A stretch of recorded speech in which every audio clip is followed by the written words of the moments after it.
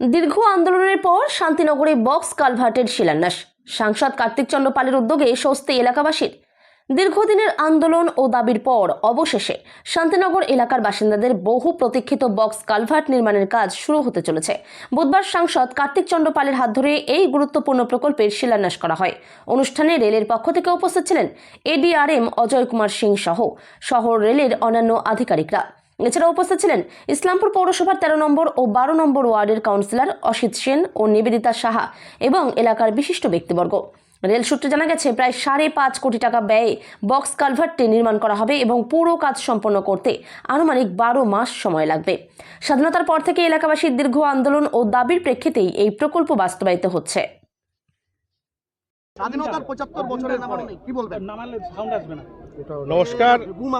প্রথমেই আমি আমার ইসলামপুরবাসীকে অনেক অনেক শ্রদ্ধা নমস্কার জানাই এবং তার সাথে সাথে আমি সাংসদ হওয়ার পর এই এলাকার মানুষের দীর্ঘদিনের দাবি ছিল এই একটা আন্ডারপাস, যেটা করা খুব কঠিন, কারণ আন্ডারপাসের ক্ষেত্রে যে নিয়ম সেই নিয়মে এখানে আন্ডারপাস হয় না।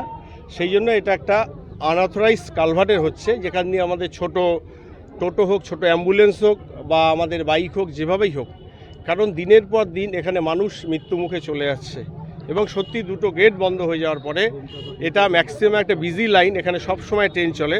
তার জন্য এই এলাকার মানুষ প্রায় তাদের নিজের প্রিয়জনকে বিনা চিকিৎসায় তারা আমাদের ছেড়ে চলে যাচ্ছেন।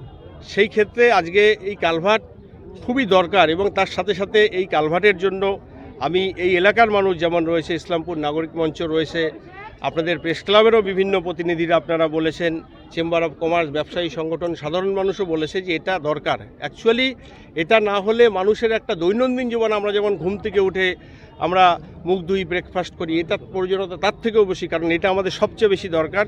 শিক্ষা, স্বাস্থ্য, কর্মসংস্থান থেকে শুরু করে সব কিছুর জন্য আন্ডারপাসটা খুব জরুরি ছিল।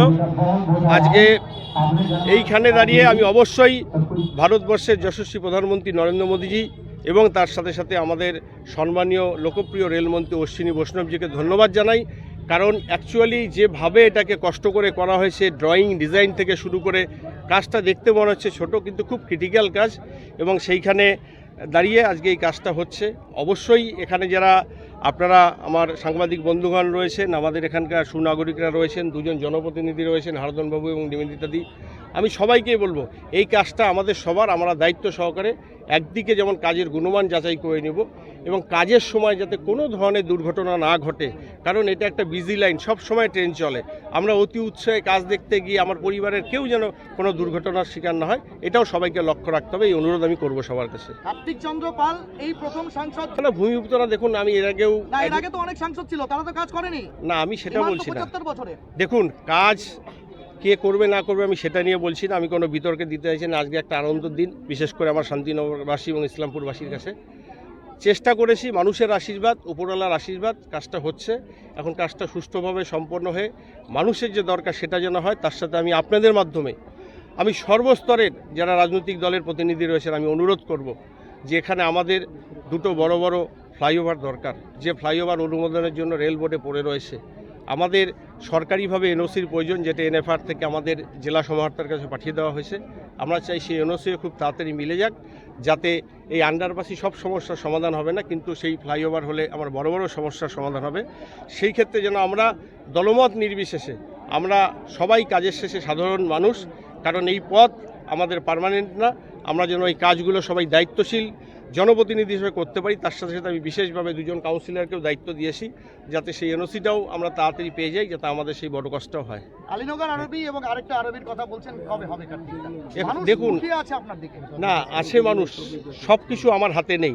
যেটার আমার হাতে থাকার, যেটা 100% যদি কেন্দ্রীয় কোনো ব্যাপার থাকতো তাহলে হয়তো সেটা আমার হাত দিয়ে খুব তাড়াতাড়ি হয়ে যেত।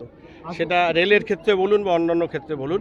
সেই ক্ষেত্রে আমি অনুরোধ করব এবং আমি এর আগেও এসডিও ম্যাডাম যিনি রয়েছেন তাকেও অনুরোধ করেছি তাড়াতাড়ি যাতে আমরা এনওসিটা পেয়ে যাই, যাতে আমাদের কাজটা দ্রুত ত্বরান্বিত করা যায়।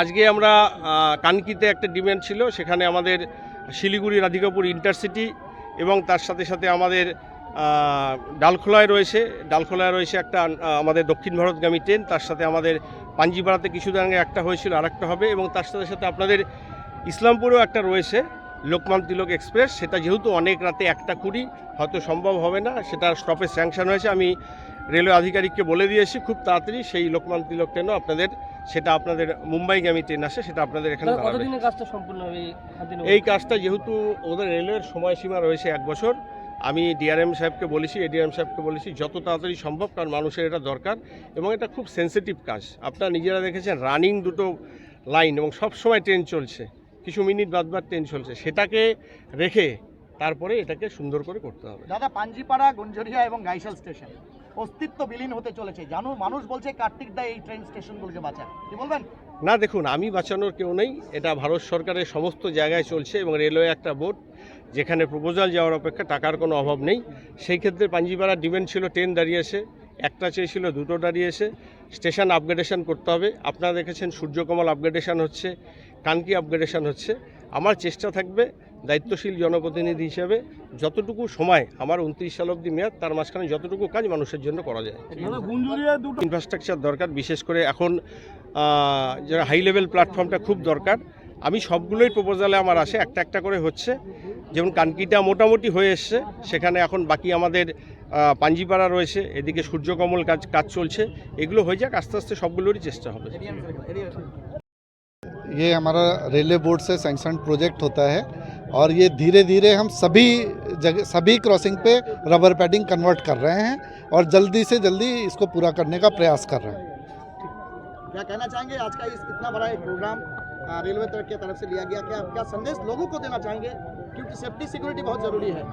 ये एक अनऑथराइज क्रॉसिंग थी और पब्लिक की डिमांड के बेस पे हम लोगों ने जो प्रपोज़ल बना के भेजा लिमिटेड हाइट सबवे का, वो अप्रूव हो गया है और उसका फाउंडेशन स्टोन आज हम लोग ले कर रहे हैं। जल्दी ये लिमिटेड हाइट सबवे का जो काम है वो पूरा हो जाएगा। और जो जनता को संदेश देने की बात है, मैं जनता को यही संदेश देना चाहूँगा कि कभी भी जो रेलवे ट्रैक को क्रॉस करें तो अथोराइज जहाँ पे क्रॉसिंग है वहाँ से ही क्रॉस करें, अनऑथोराइज जगह से क्रॉस ना करें, क्योंकि उससे जान माल का नुकसान तो होता ही है और बहुत ही कष्टकारक हृदय विदारक घटनाएं हो जाती हैं, अंग भंग हो जाता है। तो वो सब मैं जनता से यही अपील करूंगा, जो हमारी अथोराइज क्रॉसिंग जहाँ पे बनी हुई है वहीं से रेलवे ट्रैक को क्रॉस करें। নম্বর ওয়ার্ড এবং খালি 13 নম্বর বলে নয়, আমাদের পাশেই বিহারের সংলগ্ন প্রত্যেকটা মানুষ, বিহারের প্রায় কিশোরগঞ্জ ডিস্ট্রিক্টের 60% লোক এদিক দিয়েই যাওয়া আসা করে।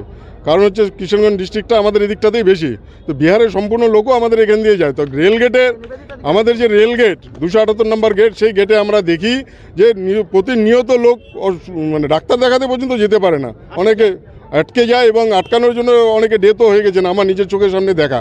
তো আজকে একটা ভালো দিন, এটা ভালো লাগছে যে আজকে কার্তিকদার মাধ্যমে আজকে আমরা এই আন্ডারপাসটা করেছি। আমিও কার্তিকদা যখন এমপি হয় আমিও একটা চিঠি ওনাকে করেছিলাম যে আমাদের এই অসুবিধা যে আমাদের মুক্তি দেওয়া হোক, সেই কার্তিকদা এটা করেছেন। এবং এই আন্দোলন আমাদের আজকের নয়, আমাদের প্রত্যেকটা জনপ্রতিনিধি, প্রত্যেকটি দলের লোক দীর্ঘদিন ধরে আন্দোলন করে আসছেন যে আমাদের এই বাইপাসটা দরকার, তার আজকে শুভ সূচনা হলো, খুব ভালো লাগছে।